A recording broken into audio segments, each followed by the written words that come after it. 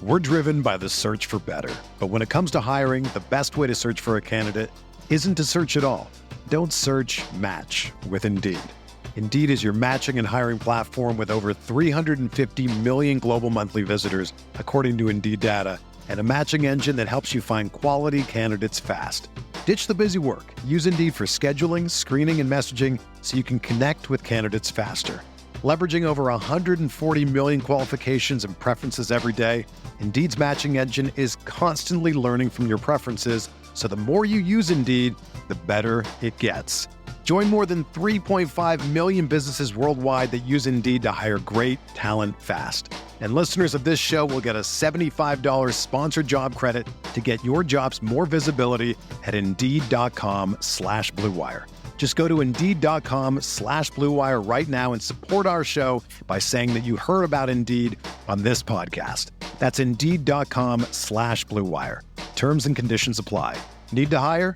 You need Indeed.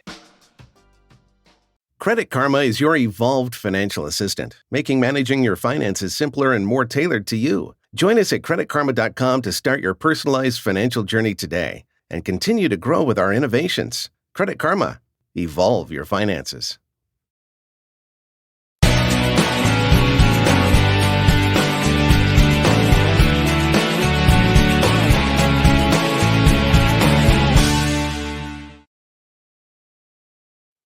Welcome back, everyone, to another edition of the Weekly Walkthrough with Alex and Graham, part of the MSC podcast, presented by Learfield, part of the Varsity Podcast Network. There's a lot of parts moving with this thing. Anyway, I'm Alex, your host. Joining me, as always, Graham. Graham, welcome back. Thanks for having me, man. That's I love to do these weekly walkthroughs because it gives us a chance to talk about these MAC teams.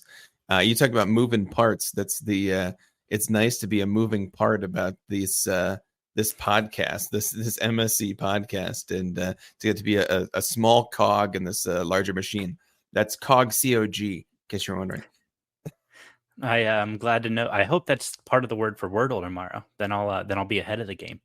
But anyway, we are talking Red Hawks and Bobcats. They're going to tangle for the 100th time or this weekend. I guess. How wild is that? 100 times. 100 years of this battle of the bricks. How excited are you? Honestly, I'm pretty pumped. I mean, this has been a great rivalry over the history of. It's one of the oldest rivalries in the Mid-American Conference. Like I said, 100 years. Miami leads this series 55-42-2. I mean, it's been a great back and forth over the last several years. And I've got some numbers here. Largest margin of victory for the Bobcats came in 2015, a 34-3 win. Their longest win streak has been 6. On the other side of the ball, well, you've got Miami. Their longest win streak has been 8 games. But really, when you look at it a little bit further, they have a much longer streak where they didn't lose a game. They have a tie back in 1953 after dominating the series from 1945 to 1959. They only have one tie in there, which is pretty impressive. Their largest margin of victory, of course, 45-0 back in 1909. So well over 100 years ago. You and I were not alive. Our parents weren't even alive, but they were still playing this great rivalry all those years ago. And I don't know, man. I'm just excited to talk this battle. I feel conflicted, though. And you and I talked about this earlier this week. I'm doing my master's at Ohio, but I love Miami. And I just feel like I'm betraying them by picking Miami to win this game and by covering the Miami side. Well, you're such a big MAC guy. It's the history, the cradle of coaches in Miami. It just draws you in every time. That's the not to mention your Michigan connects with your youthful indiscretion of rooting for the Big Ten team up north. But there is no shame in rooting for Miami, especially given that you picked Miami to be your preseason MAC champions. It looks like they might be almost out of reach of that, but a win against their hated rival, the Ohio Bobcats, might go a long way to get them back on track. Could be a big one. Fun fact that people don't really know or haven't really seen. I was doing some numbers digging. The last 2 times Miami has won this rivalry game, they've won the MAC championship. So could be a potential conference crown on the line in this rivalry game this year.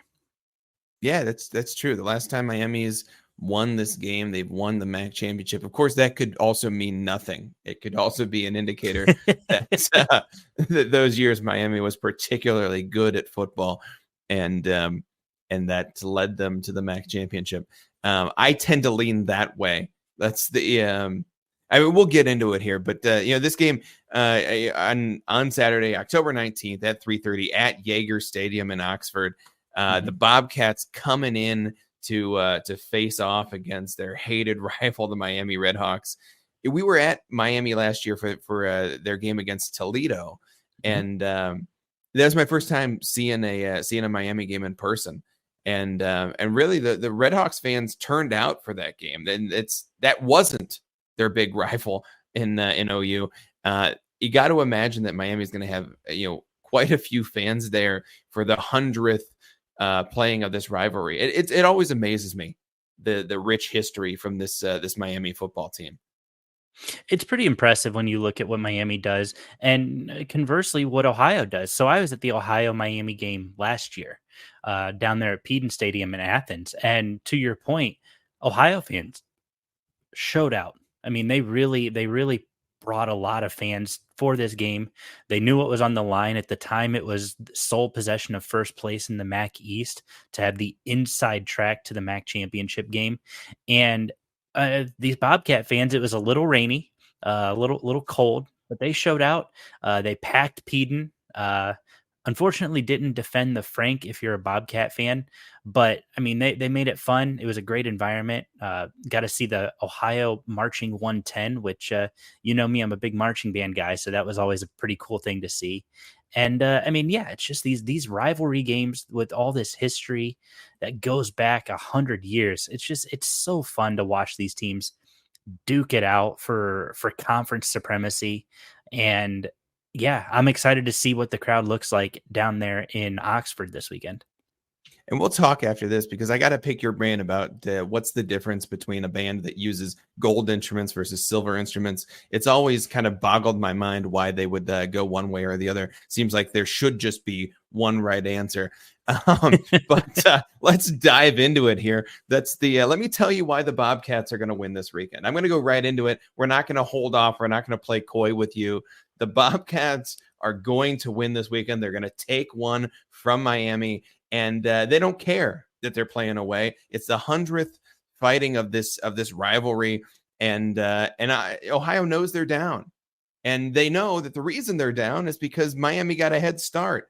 They founded their team a little bit earlier than the Bobcats got out there, but this is a perfect opportunity for the Bobcats to come in here. This is Miami. Most folks had Miami, the defending champs, picked as the number one team in the MAC preseason, and we've seen Miami stumble to begin this season. They're going to continue those stumbles on Saturday. This is a Bobcats team who is better than Miami on offense in terms of total yards per game, better than Miami on offense in terms of total points per game, better than Miami on offense in terms of rushing yards per game, and better than Miami on defense. The vaunted Miami Redhawks defense. This is the Bobcats defense doing better job on defense in terms of total yards per game allowed, as well as total rushing yards allowed. I'm not seeing an argument for the Redhawks here, Alex. You've got your Miami shirt on. What's going on? I mean, I got to tell you, this Miami team, they've taken a few weeks to kind of figure it out. But last week they came out and blasted Eastern Michigan, dethroning last week's number 2 in the MAC power rankings, 38-14 up there in Ypsilanti. The biggest thing, you're right, this Miami offense, a little bit behind the 8 ball this year. But the biggest thing, you talked about this vaulted Miami defense. They are ranked 3rd in the MAC in scoring defense, only giving up 22 points a game. Ohio, they're giving up 23.3. Not much of a difference, but guess what, Graham? You only need one to win. 22-23, that's a big one for me. Red zone defense, Miami has held opponents to 66% scoring efficiency in the red zone, which is number 1 in the Mid-American Conference. Ohio, they can't finish drives. Right now, they're only 54% in touchdown conversion rate in the red zone. That's going to be a key one. Can this Miami defense stop this Ohio offense in the red zone. And I think that's going to be the key battle we look at. The other big thing you have to look at, while this Ohio offense has put up more points and they've been able to do a little bit more, turnover margin. Miami has generated 9 turnovers, 6 fumbles, 3 interceptions, while Ohio has a turnover margin of -7. Big issues with ball security. That's going to be a key difference, and that's going to be where this Miami defense feasts to give this offense great field position. You don't need to score 100 points. You just need to score one more than your opponent, and that's what's going to happen this weekend in Oxford. Well, you know what a big Matt Salopek fan I am. So Miami is going to be great on defense. There's no doubt about it there. But let's talk about these teams just in terms of, we look at S&P Plus. We have Miami and Ohio both ranked right around each other. Miami at minus 11.9 total rating. Ohio minus 10.8. So that's a rating that has 0 set in the middle as the very average of college football. Both these teams below that. Miami ranking 128 in offense compared to Ohio's 119. Miami's defense 69 compared to Ohio's 75. Special teams 55 to 87. My point here is these teams are very evenly matched. It's a rivalry game. We know anything can happen in a rivalry game. Miami opened at minus 3.5 favorites. They're still minus 3.5 favorites, and that's what we call the home team field goal. That's what that is. It's just giving the home team a little bit of cushion because they have that home crowd. In terms of FPI, also very similar. Miami ranked 87th in the country in terms of FPI. Ohio at 103. These are teams that are very evenly matched, and it is a rivalry game. It's going to be a toss-up. And when it comes to a toss-up game, I think we all look at the quarterback and which quarterback is going to shell out. Is this going to be a Brett Gabbert game where he steps up and he shows that he's been in the league for, 20, 25 years now? Or is it going to be the more talented dual threat quarterback, Parker Navarro, who's thrown for almost 900 yards, 898 yards in the year so far? He has 5 touchdowns. He's also added almost 400 yards, 396 yards on the ground with 4 touchdowns there. This is a guy who can get it done through the air, on his feet, a guy who is just that electric sort of talented, athletic MAC player who comes in and can take over a game. And that's what he's going to get the opportunity to do in this rivalry game this weekend. Parker Navarro is the difference, Alex. That's why the Bobcats, that's why your master's program school is going to take away the victory this weekend. And I find that really interesting. When I pulled up numbers to look at how these teams were, or how these schools were doing in conference play, because I think it's always hard to look at teams in non-conference play, right? I mean, they play vastly different opponents. Miami played Cincinnati, they played Northwestern, whereas Ohio played Syracuse, and they played Kentucky. I mean, you're playing vastly different opponents who just on paper do different things in different leagues. So when I looked at it in total yards in conference play, you're right. Parker Navarro, he's averaging 320 yards a game in conference play. Brett Gabbert is number 5 in total yards at 275 or 271.5. But then we go down the list a little bit further. Number 16, we've got the Bobcats, Anthony Tyus. He's been tearing it up, and I'll give him all the flowers in the world. He's got about 102 yards a game. But then you've got the dual-headed monster in the backfield for the Redhawks. These are some numbers you need to listen to because I think they're important. Keon Mosey and Jordan Brunson, senior and junior running backs, combined, they're averaging 100, or they have combined per game 111 rushing yards a contest, and they are both averaging 5.19 yards a game and 7.45 yards a game. And that is good for 23rd and 29th in the conference, in the top 50 players in conference play in total yardage. This is going to be a huge difference maker. These guys are finally giving Brett Gabbert a little bit of an opportunity to say, hey, we can now give you a running game. You don't have to rely purely on the passing game. You have options now. You don't have to do the scrambling yourself, which frankly is probably a good thing for Brett Gabbert. He's got running backs who can carry the bulk of that load for him as well. And now we're going to see that kind of take flight. Anthony Tyus has done a great job. I'll give him all the credit in the world for what he's done at Ohio. But I think a game like this comes down to experience. You talked about talent. And I think talent's important, but I think experience is just as important, if not more important. Brett Gabbert has played in a lot of these high pressure situation games in his 6 years at Miami. I see him taking one home. I see him kneeing this thing out at the end of the game to give the Redhawks a victory at home. They lost the Cincinnati game at home a few weeks back. That's left a bad taste in their mouth. They don't want to lose to another rival this year. They get it done at home off of the shoulder and arm of Brett Gabbert. I think that is a wild thing for you to say. You just called out Keon Mosey and Jordan Brunson. I'll point out yardage on the year for these two combined is 222 yards on the ground total for these running backs, compared to Anthony Tyus's 204 yards, compared to these are conference rushing yards.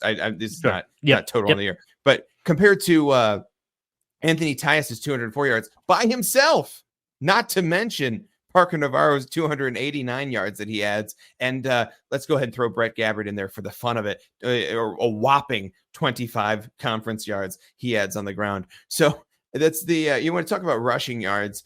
Certainly the Bobcats of Ohio have this one well in the bag. The question here is going to be, does Ohio's very talented and kind of explosive offense have what it takes to take on Miami's vaunted and really disciplined and senior defense? And I think it's going to be an emphasis on senior. It's going to be an interesting matchup to watch.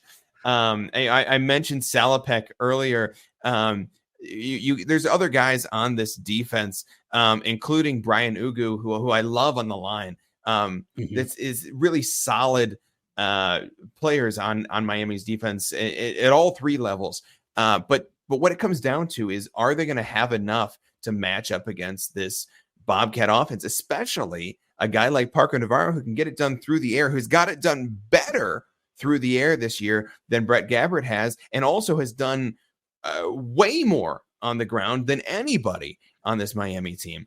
It's going to be an interesting question about this Miami defense, who has stepped up at times this year, but has often let talented runners go by them.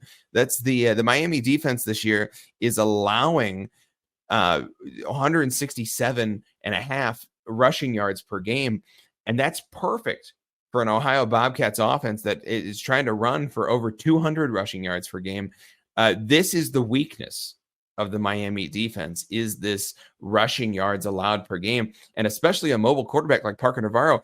And Alex, you can certainly argue against me here, but this guy, to me, Parker Navarro, has looked like the talent of the MAC this year. If I had to crown a MAC offensive MVP this year, it's Parker Navarro. This guy is so exciting under center. He can do anything with the ball. He can throw it out there. He can run the ball. He scores touchdowns, and he's trying to put his team in a position to win. That's why the Bobcats are going to walk away, take this battle of the bricks in Miami, and head back home, touting this victory, carrying that brick. And I think that's interesting. I think Parker Navarro, for all intents and purposes, has looked like the quarterback from the bowl win 2 years ago when they beat Wyoming in the Arizona Bowl. He has looked excellent this year. I will give you that. And a lot of people, I was not one of them, said this Ohio team is not going to be very good because they lost so many guys to the transfer portal, including Curtis Rourke, who is under center at Indiana, who's at a perfect 6-0 this year. By the way, shout out to Curtis Rourke out there in Bloomington. But so there's a lot of questions about what this team was going to do. And I think they've surprised a lot of people. Yes, the transfer portal can take, but it can also give, and they've been able to bring in some great pieces. So I'll give you that for Ohio. Parker Navarro has looked excellent this year. He has not played in this rivalry game. He doesn't have the experience in this rivalry game that I think you need, because when it comes to a rivalry game, we've said it how many times over the years, you throw the records out. It's all about who wants it more. And I think that's what we're going to see here. And I think Brett Gabbert is in his final year going to want to do everything he can to go out as victorious as possible. It's been a rough start to the year, but I think they're finally starting to get their wheels going. They're figuring it out defensively. And I'm going to read you some numbers here because I think these are important. Tackles. Miami has a bunch of guys who dominate the boards and tackles. Matt Salopek, Eli Blakey. You've got Corbin Hondru. I mean, you've got Silas Walters. All of these guys are averaging 7, 6, 9, 10 tackles a game. You can't score if you get tackled. That's how it works. Yeah, you know, somebody tackles you, you're not getting into the end zone. And when you've got this many people in the top 50 in the conference, they lead the entire conference in terms of players in the top 50, by the way. This is a tough defense. In sacks, it's pretty close. Ohio gets a little bit more of the edge. They've got Bradley Weaver, who looks great as a defensive end. He has almost a sack a game, so he's looked excellent. But then right below him, you've got Caden Schmitz.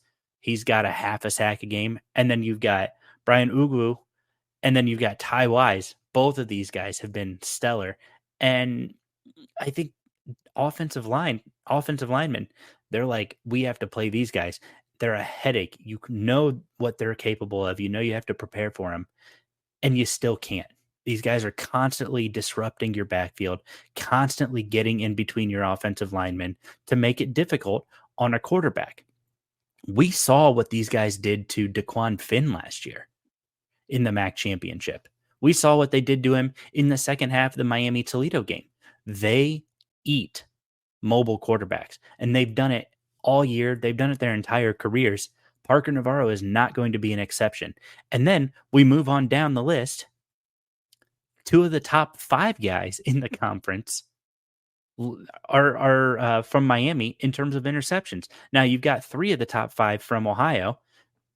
When you look at the list, 4 of those 5 guys are tied for 4th place. But, Corbin Hondru, he's averaging a third of an interception a game. He's Alex, got 2 picks on the year, and that's so important. Let's be honest about these interception numbers. We're talking about a guy with 2 interceptions versus guys with 1 interception on the year. This is not. You don't think those are important? Turnovers will be key in this matchup. Of course, turnovers are important, but your argument that these guys are somehow in the top 5 in the MAC making a big difference, it's just not true. This is that 2 interceptions versus 1 interception is 1 unlucky pass that a guy happened to come down with versus a batted ball. That's the difference between number 2 in the MAC in terms of interception and number 4 in the MAC is literally a single interception. And you want to talk about the difference after this game? It's the excitement that these Ohio Bobcats have. Miami has been making this argument all year long that the reason that they're going to be so strong is that these seniors who've stuck around for 4 or 5 or 6 or 7 years at this university, that's the reason that their team is going to be so strong. But we haven't seen it. These Redhawks are 2-4 on the year. They're 1-1 in the conference. You can't even argue that their losses have come to only out-of-conference opponents. They've also lost within the conference compared to the Ohio Bobcats, who are 4-2, 2-0 in the conference, and they're a team who is young and exciting and is constantly moving. The difference is that the Miami Redhawks, they're so concerned with relying on these seniors that they've stagnated. There's no energy left here. This is not the Brett Gabbert that we saw in his first senior season or even his second senior season. This is Brett Gabbert's 3rd senior season where he's trying to piece together a leg that's been broken so many times that he doesn't even know where it ends and where the Optimus Prime Transformer leg begins. This is a Miami defense who certainly has studs like Matt Salopek, like Brian Ugu, who these guys in the defensive secondary, like Corbin Hondru, who making these interceptions, but 2 interceptions compared to 1 interception. Alex, the difference is nothing.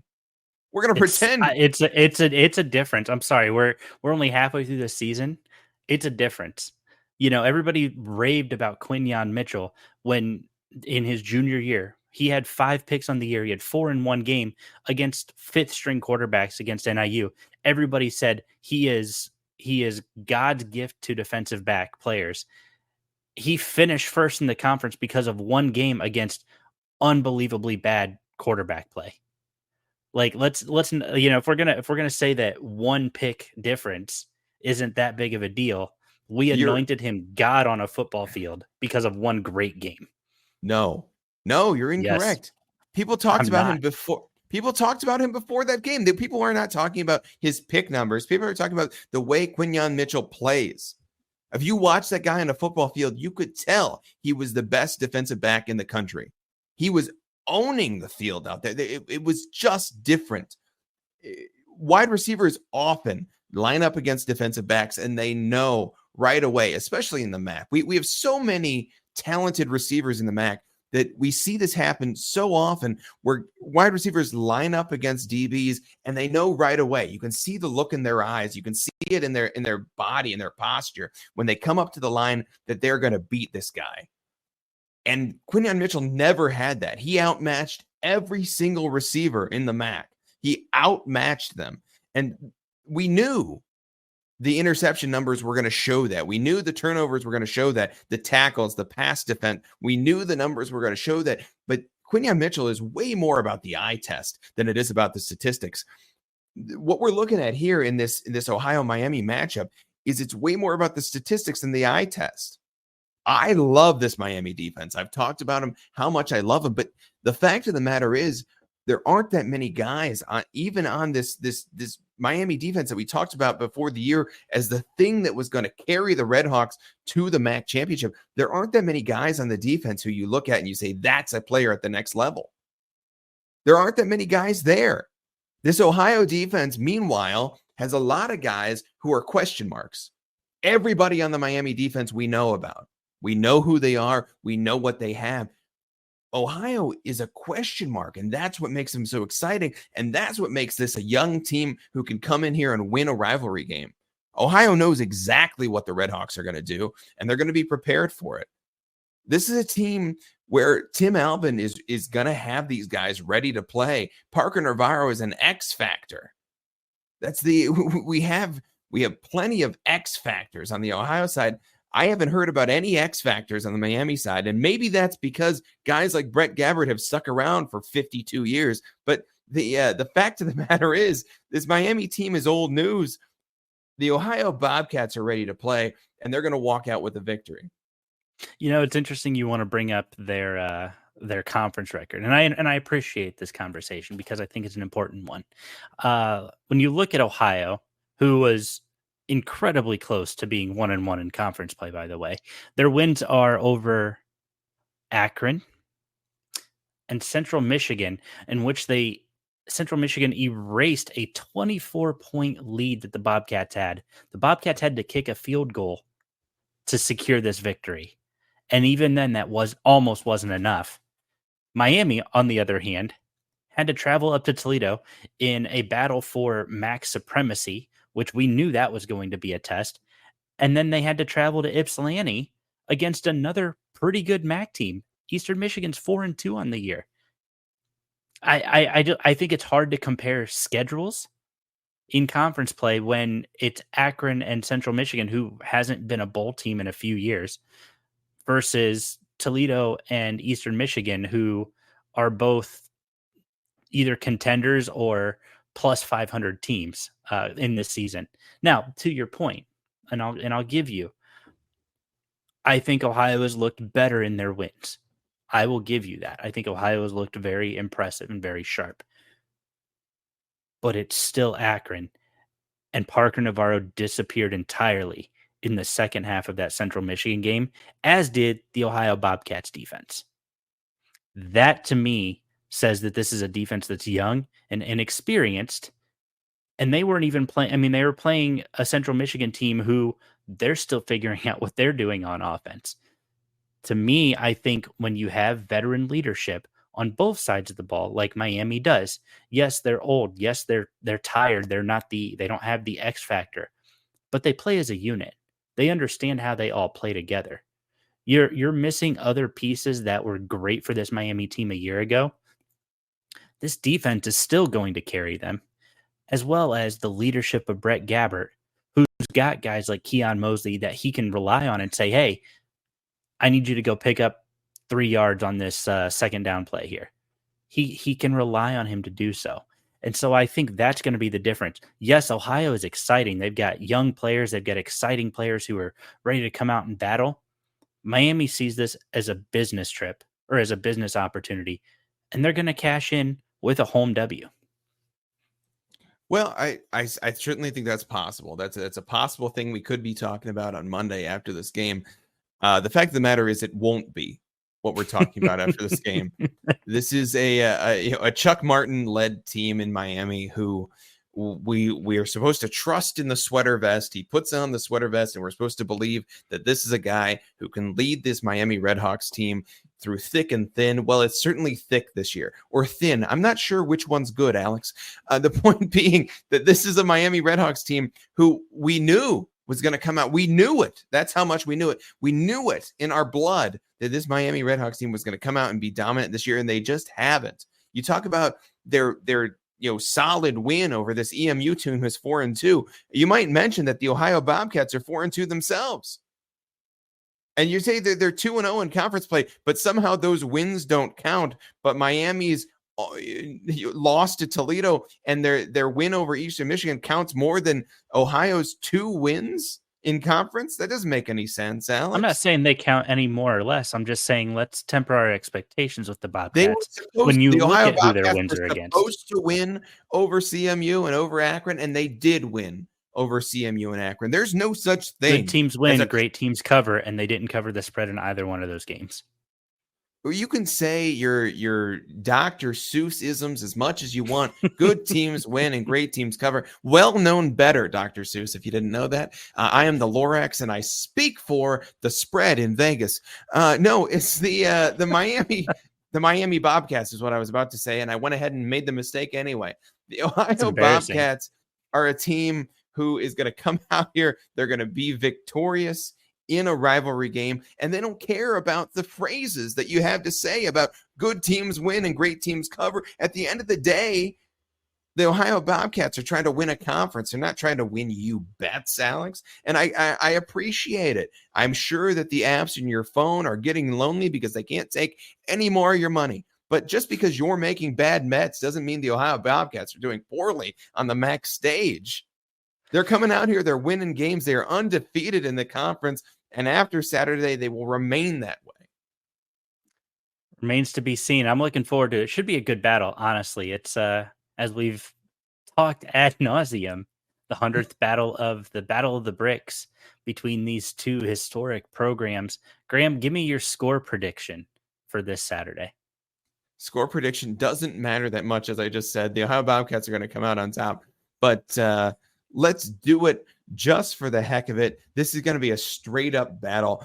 Ohio Bobcats on top, 21-13. 21-13. And I'm going to go the other way. I'm going to go the Miami Redhawks. They're going to get it done 24-21.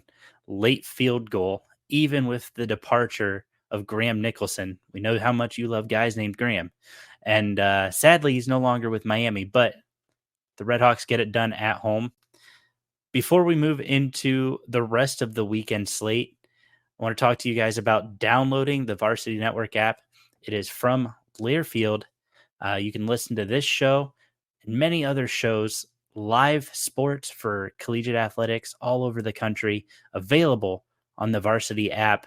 It's free to download in the Apple Store, the Google Play Store, wherever you download your apps. Download it today. You can listen to hundreds of games, hundreds of podcasts. You can save your favorite podcasts, save your favorite schools, and listen to your favorite broadcasters. You want to listen to this Miami, Ohio game on the go?